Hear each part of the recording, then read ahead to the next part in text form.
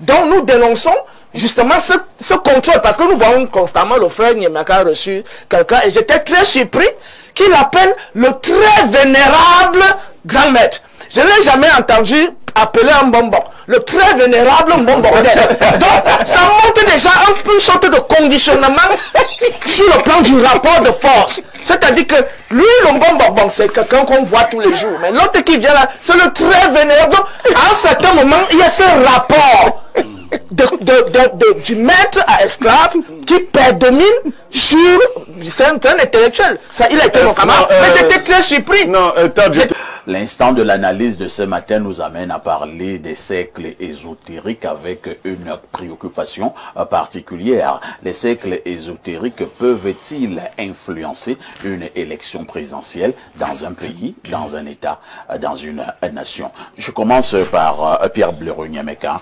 Pierre Blériot, habituellement, quand on parle d'une élection, et surtout pour le cas d'espèce, nous parlons d'une élection présidentielle, nous voyons déjà une campagne électorale, nous voyons déjà le vote, on ira à l'isoloir, il y a les urnes, nous voyons une idéologie, certains partis politiques qui ont des idéologies. Mais à côté de cela, est-ce qu'on peut aussi voir l'aspect, entre guillemets, spirituel? Pour faire simple, est-ce qu'on peut aussi voir l'aspect des loges? Alors, parfois ici, je ne sais pas, les téléspectateurs vont constater, vous ne m'avez jamais passé la parole en premier dans ce genre de choses. Je passe la parole à qui je veux, mais jamais en dernier. Bon, merci. Non, je ne la refuse pas.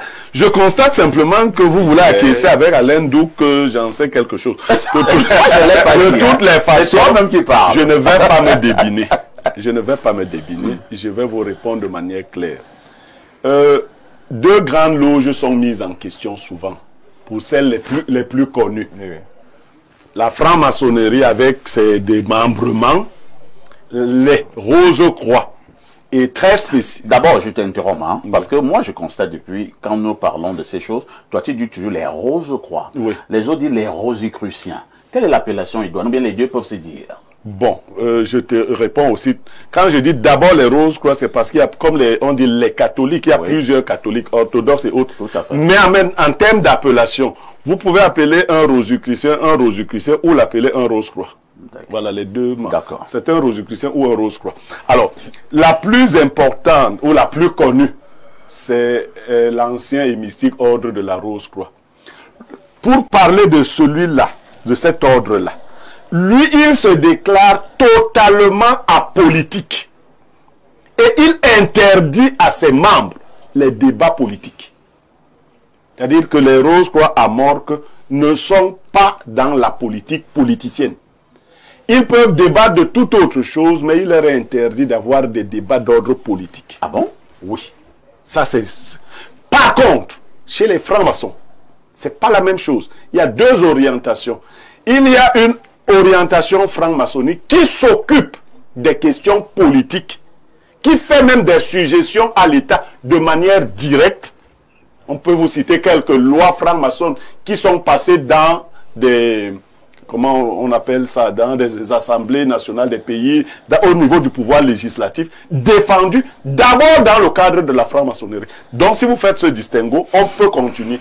Il y a donc ces ordres qui s'intéressent à la politique et il y en a qui ne s'intéressent pas à la politique. Pour ceux qui s'intéressent à la politique, ils usent de leur réseau d'influence, soit en positionnant leurs membres d'influence comme le font toutes les autres institutions.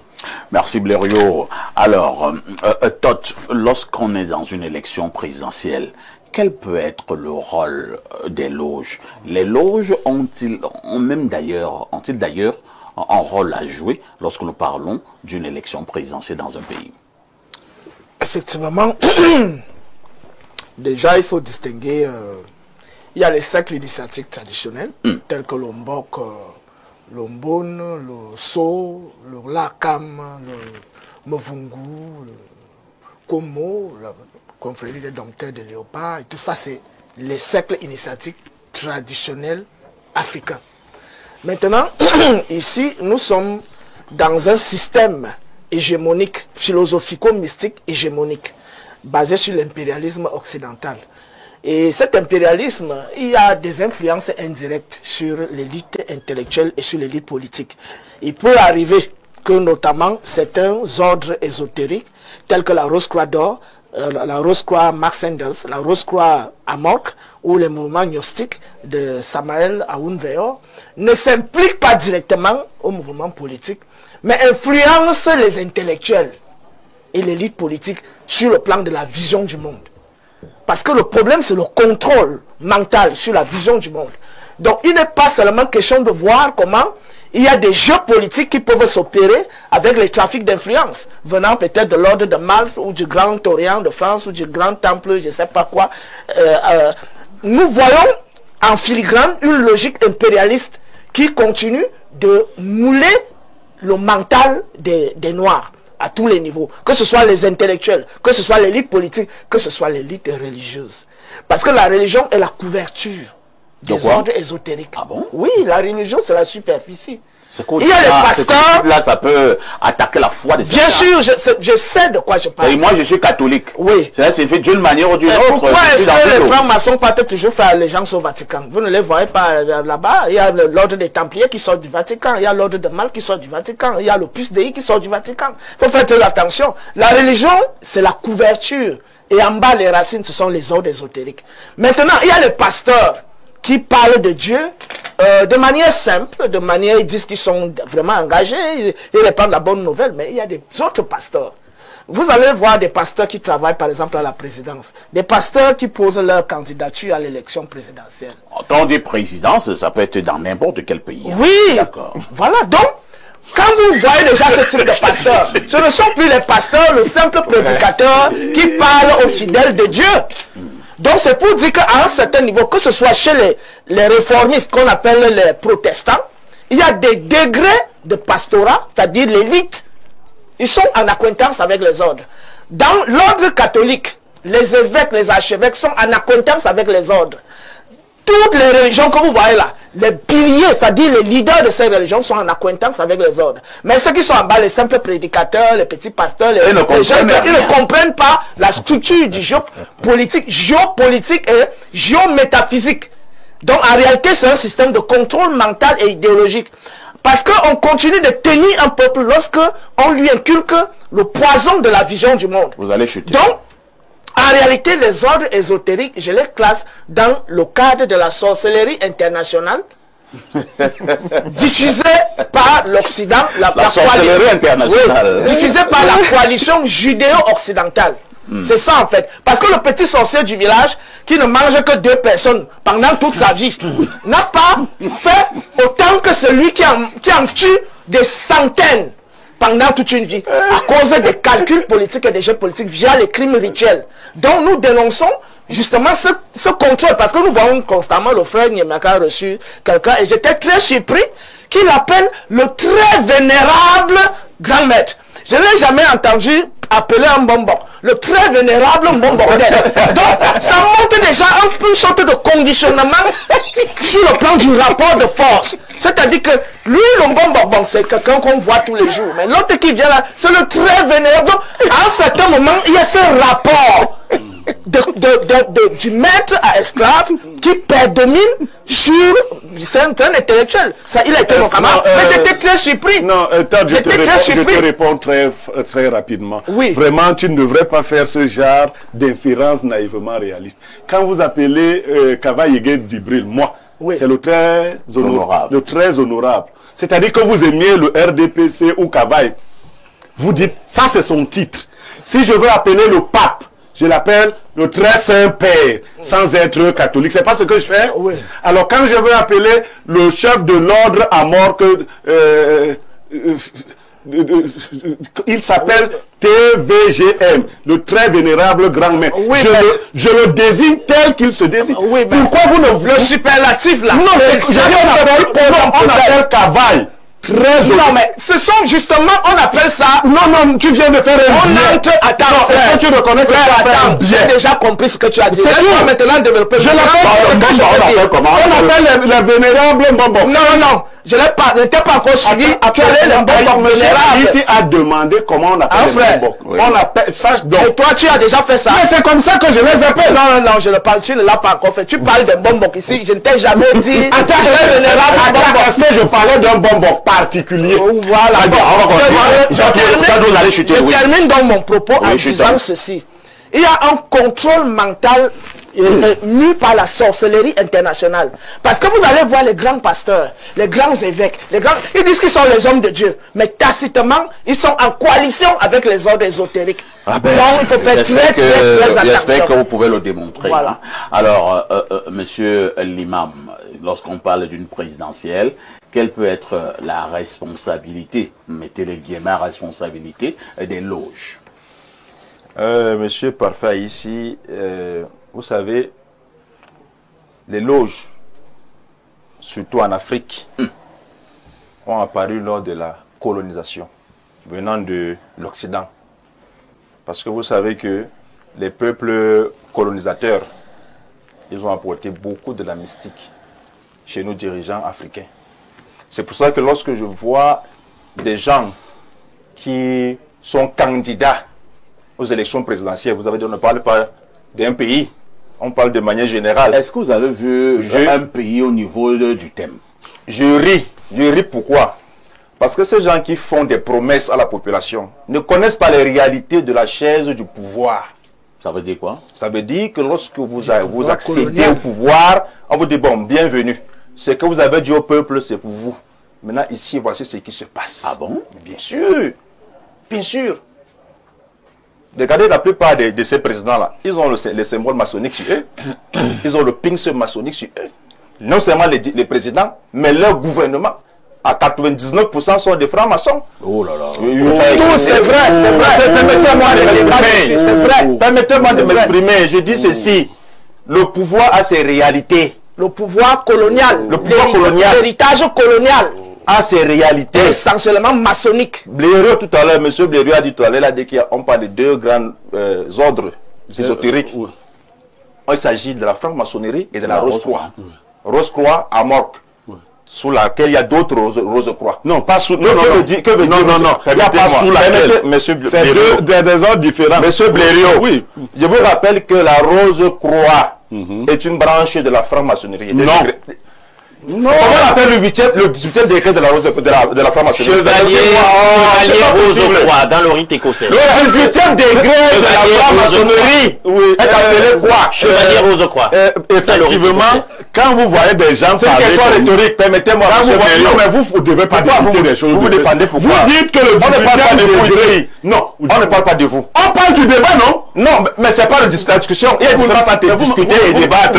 Monsieur Blériot, c'est une question rhétorique. Non, je n'accepte pas. Non, je n'accepte pas que ce soit une question rhétorique. Vous dites comment Monsieur Blériot. Non, vous dites comment différence entre une discussion et un débat.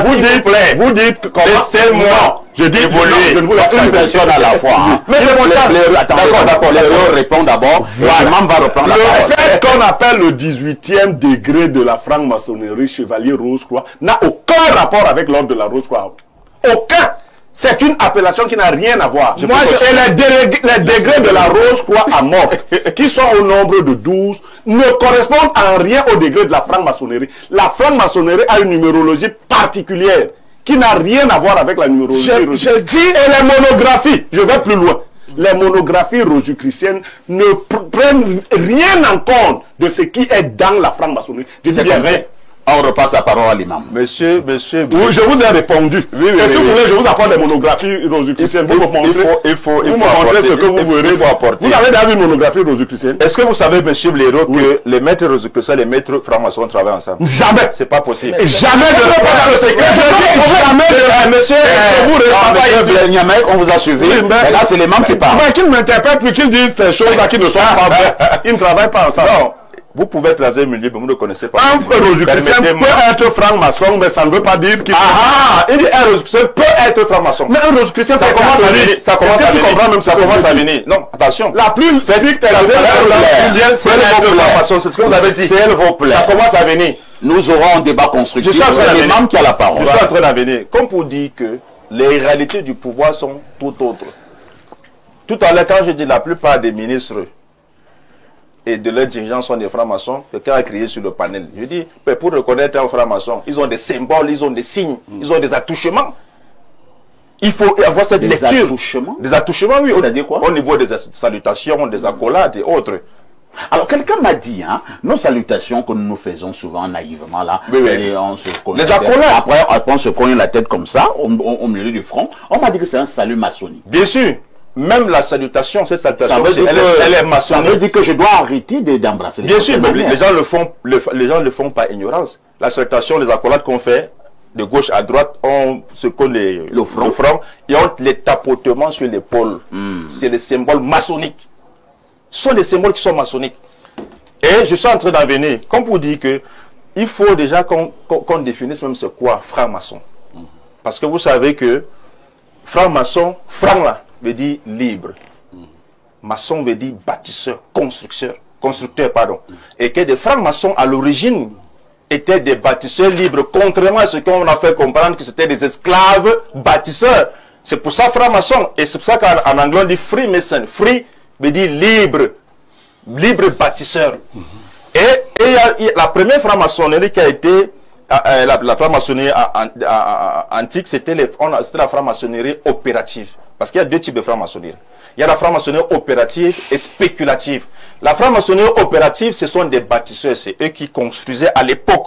C'est-à-dire qu'il fallait être un bâtisseur, celui qui maîtrise les instruments de la maçonnerie. Mais vous parlez des francs-maçons qui sont des bâtisseurs.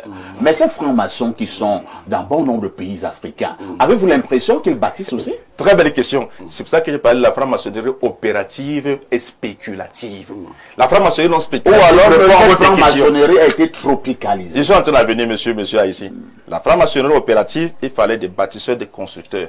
Lorsqu'ils construisaient, bâtissaient, ils se réunissaient dans des loges pour partager les secrets de la construction. Pourquoi en Afrique, nous ne bâtissons pas? Quand nous avons des francs-maçons. Tout simplement parce que c'est la franc-maçonnerie spéculative. On a choisi la franc-maçonnerie qui ne bâtit pas. Exactement. Incroyable. Puisque c'est le côté philosophique ou moral de la franc-maçonnerie. C'est qu'on peut recruter n'importe qui dans la société qui ne connaît rien de la construction.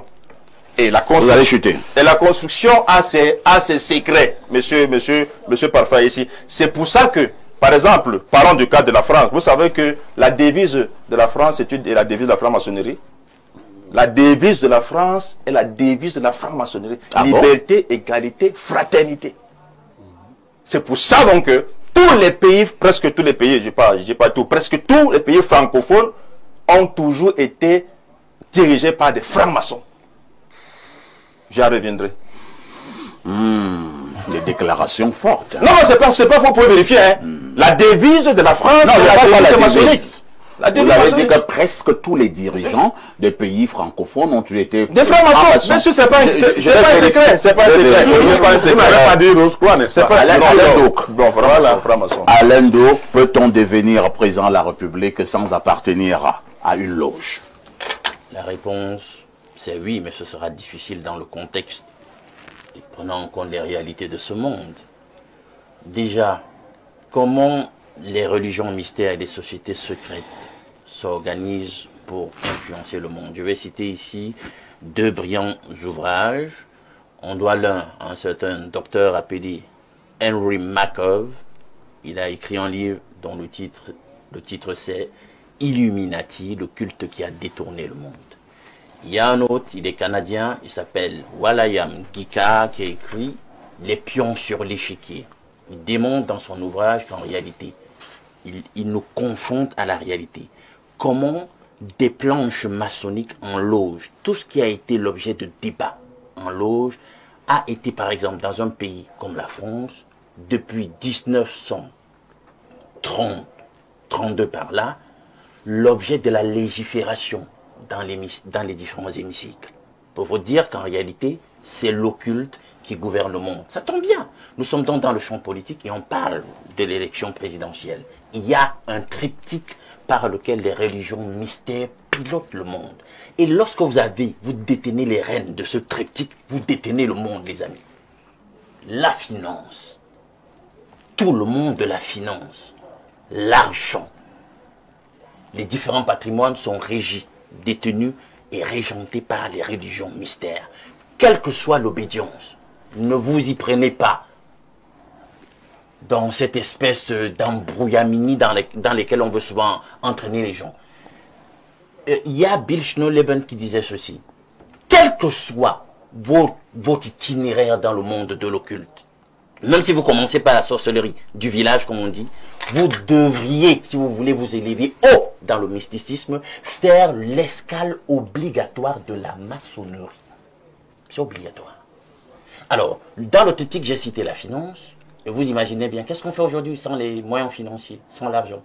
Il y a la religion, vous l'avez dit, et puis il y a la politique, elle-même proprement dite, c'est-à-dire la gouvernance. Il y a une prophétie d'Apocalypse, c'est au 16e chapitre qu'il démontre. Je n'ai pas le temps de le développer pour vous démontrer que même dans la Bible, c'est encodé, on le dit clairement, pour ceux qui ont les clés pour décoder, qu'en réalité, aussi haut que vous voudrez, dans tous les différents champs des activités dans la société, vous élevez, vous allez rencontrer à un moment donné les mystères sur votre parcours. Donc c'est un fait, mais ça ne veut pas dire qu'il est impossible de faire sans les mystères, mais le parcours sera ardu. J'espère que je réponds à votre question. Vous répondez. Pourquoi? Parce que désormais, ils ont décidé de prendre le contrôle de tout et ça ne date pas d'hier.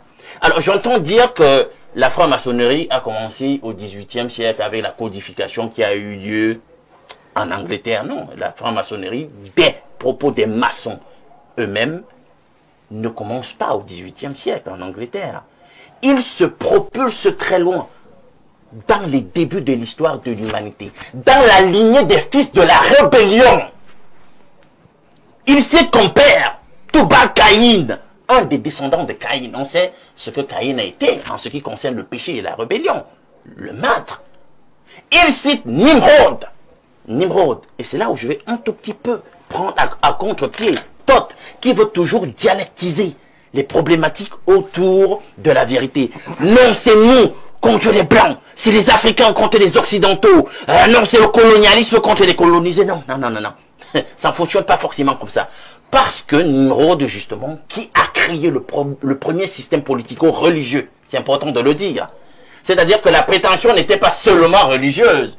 Il a créé les premières civilisations du monde. D'après la Bible, il faut faire attention. D'accord, si tu veux. Les Chinois ne reconnaissent pas les Tu détestes tellement la Bible. Voilà. D'accord, Thoth. Et la Bible n'est pas le premier livre d'après la Bible. d'histoire. Oui, Thoth. Voilà. D'après la Bible, il a créé les premières civilisations existantes de l'Orient ancien. Et l'Égypte ancienne est tributaire justement de cette civilisation. Et Nimrod, il faut le dire et que les gens le comprennent. J'aime pas cette dialectisation noir-blanc. Nimrod était un nègre. Il faut un peu qu'on le dise. Quand vous parlez de preuve historique. Voilà. Il y a un rituel. Il y a une obédience en maçonnerie, spécifiquement liée à la magie égyptienne, appelée le rite de Mishraïm. Il y a une abondante littérature. Mais ça, c'est la tradition. C'est la tradition sémite, mon ami. Tu ne sais pas. On ne discute pas. C'est la tradition sémite. Je t'ai toujours dit. C'est une information que je te donne. Si entre savants, nous devons discuter des évidences. C'est Moïse qui introduit ça. On n'aide pas ceux qui ne savent pas. C'est Moïse qui est l'initiateur de ce que tu dis. Il y a toute une... Moïse était dans la légende. Moi, je n'ai pas parfait, vous allez permettre à Alain Douk de chuter. Ok, vas-y. Alain Douk, vous allez chuter. Oui, Alain Douk, vous avez la parole et vous allez chuter. De littérature pour traiter de la magie et de l'occultisme, du mysticisme égyptien à partir des parchemins anciens qu'on a retrouvés dans les pyramides, etc. Moi, sur mon mur, par exemple, j'ai partagé, par exemple, un ouvrage de ce genre avec l'auteur première et quatrième de couverture, par exemple. Je vais revenir dessus. Bon, en tout cas, c'est compris. On passe la parole au révérend sur ce plateau. Révérend, il y a un truc qui m'a frappé lorsque Alain Douk développait tout à l'heure. Il a dit que c'est l'occulte qui dirige le monde. Est-ce que ce n'est pas également une manière de donner trop les mains, entre guillemets, au diable? Bien, je répondrai par un verset biblique dans 1 Jean chapitre 5, verset 19. Nous savons que nous sommes de Dieu et que le monde entier est sous la puissance du malin. Top là. C'est un verset biblique. Ça veut dire que les chrétiens, les disciples de Christ, savent très bien que le monde entier est dirigé par des sociétés occultes, par un ensemble de systèmes qui est un anti-système à Dieu. Et c'est là qu'il vient, n'est-ce pas, nous faire comprendre que, si vous voyez encore, je cite encore Jésus qui dit, donnez à César ce qui est à César et à Dieu ce qui est à Dieu. Ça veut dire qu'il y a deux systèmes qui s'opposent. Il n'y en a pas trois, deux systèmes. Alors il y a un ensemble de loges, un ensemble de religions qui concourent à la pérennité de ce système-là, je peux dire ce anti-système qui est contre Dieu. Et je pense que Alain Douk a clairement dit que c'est pas quelque chose qui vient même de l'Égypte. L'Égypte est jeune. Ça vient plus loin dès le commencement parce que l'occultisme est vieux comme le monde. Caïn a offert un sacrifice qui n'était pas reçu par Dieu parce que c'était déjà un homme profondément occulte. Et on voit avec lui sort un ensemble de postérité, sort un ensemble de civilisations qui ont à la souche, à la racine, une adoration d'un ensemble d'entités qui sont des antisystèmes. Et c'est de là que naissent beaucoup de sectes que vous voyez et beaucoup de religions parfois qui sont des religions antichrist. Je veux dire clairement, la Bible le dit clairement, et ce n'est pas ça. C'est là que j'ai souvent dit, l'objectif, il y a une chose, la religion, et puis il y a la foi chrétienne, les disciples de Christ. On comprend que même la religion, parce que les sectes occultes infiltrent la religion. Je connais des gens qui sont des grands pasteurs, qui sont des francs-maçons. Ah bon? Oui, un pasteur? oui. Des prêtres qui sont des francs-maçons. Vous êtes sérieux là? Je ne suis pas d'accord avec le infiltré. Un pasteur, je vais te dire quoi. Non, je veux vous dire que j'ai démissionné d'une organisation parce que je me suis rendu compte que le chef de cette organisation, qui était un pasteur, n'est-ce pas, était. Et il a avoué qu'il était franc-maçon depuis 40 ans. Parfait. Et vous avez tous trompé. C'est pour dire qu'il faut faire très attention. C'est là que je viens à contre-pied dans l'argumentation de Todd où il dit que ceux qui sont au sommet de la religion, d'accord, mais pas ceux qui sont parfaitement les disciples de Christ, qui suivent son enseignement et qui lui obéissent. Ils cherchent à infiltrer la religion parce que c'est un de leurs leviers de contrôle. La religion, la politique, l'économie. On appelle ça les montagnes. La religion, c'est différent. Les montagnes d'influence d'une société. L'objectif des sociétés secrètes, c'est le contrôle de l'individu, le contrôle de la cité au travers de ces leviers-là. C'est pour ça que vous allez voir les médias. Beaucoup de grands médias dans le monde sont contrôlés par des gros francs-maçons, de gros chrétiens. Ah bon? Tout simplement parce qu'il y a un ensemble de philosophies, il y a un ensemble d'idées vous connaissez, je vous et les grands hommes de médias? Je ne vous apprends pas la puissance des médias. C'est pour ça que je dis c'est un des leviers pour, n'est-ce pas, essayer de véhiculer, n'est-ce pas, un ensemble d'idées, un ensemble de principes, un ensemble de croyances. Et ça remonte parce que jusqu'ici on tient le peuple sous une certaine connaissance. Alors, cher pasteur, on vous a bien compris. Hein? Oui. Vous avez dit des choses très intéressantes.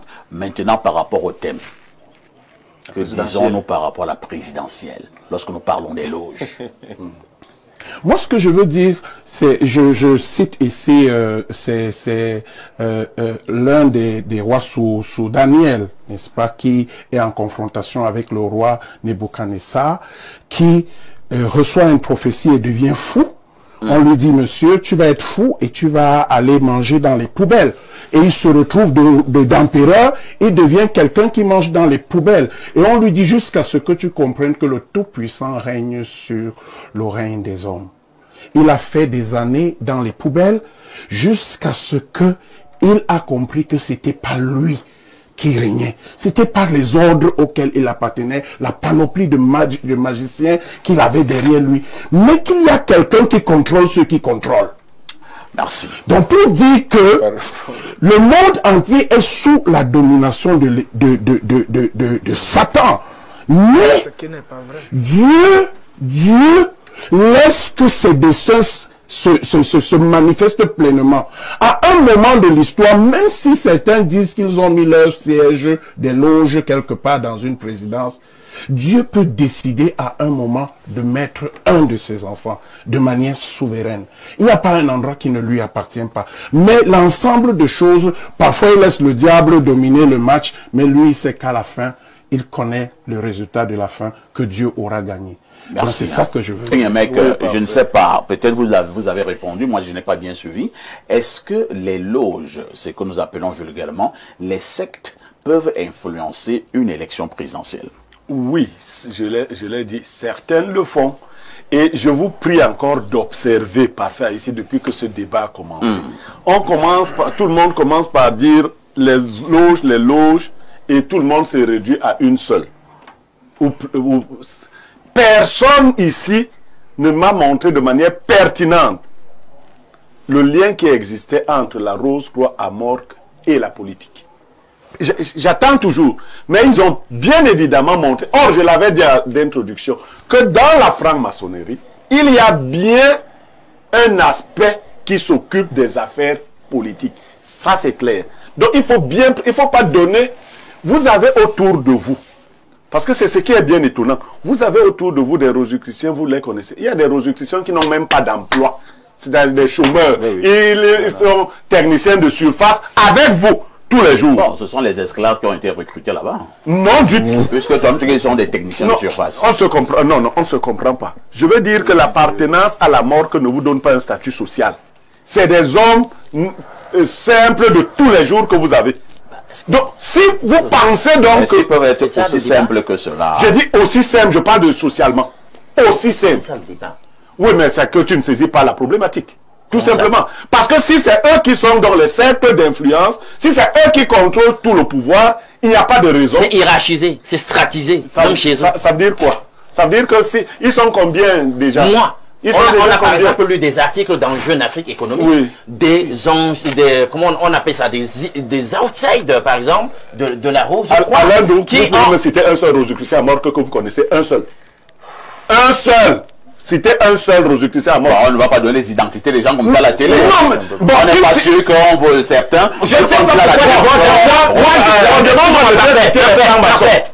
Je ne sais pas pourquoi. On a minutieusement encadré un sujet, les cercles ésotériques, mais il y a une fixation de Blériot sur la problématique de la mort. Effectivement, on m'a même accusé d'avoir prononcé le mot sans que je le prononce. Non, tu ne vas pas détourner le débat, Blériot. Attends, le débat n'est pas sur la mort, monsieur. Ce n'est pas sur la mort. Hervé Emmanuel. Ce n'est pas sur la mort. Sur l'ensemble, l'économie des sociétés. On vous a commencé ici. Hervé Emmanuel Nkoum est franc-maçon. Ah, bah, il a dit en public. On l'a entendu. Si tu le dis, tu nous apportes rien. Bon, maintenant, attendez. Est-ce que c'était moi aussi quelqu'un qui a dit que je suis Rosicrucien? Il y a Dr Toundji qui a dit. Non, je parle à mort. Il n'était pas mort. Citez-moi un seul qui vous l'a dit. Vous voulez démontrer quoi? Non, je veux démontrer que les gens affectent aux autres des identités qu'ils s'imaginent eux-mêmes et des contenus qu'ils mettent eux-mêmes. Il ne faut pas dire... Nous parlons du pouvoir, n'est-ce pas? J'ai voulu distinguer et vous le refusez. J'ai dit l'ordre, parmi les ordres dont nous parlons, l'ordre rosicrucien à mort que ne s'occupe pas de politique. Voilà ma problématique.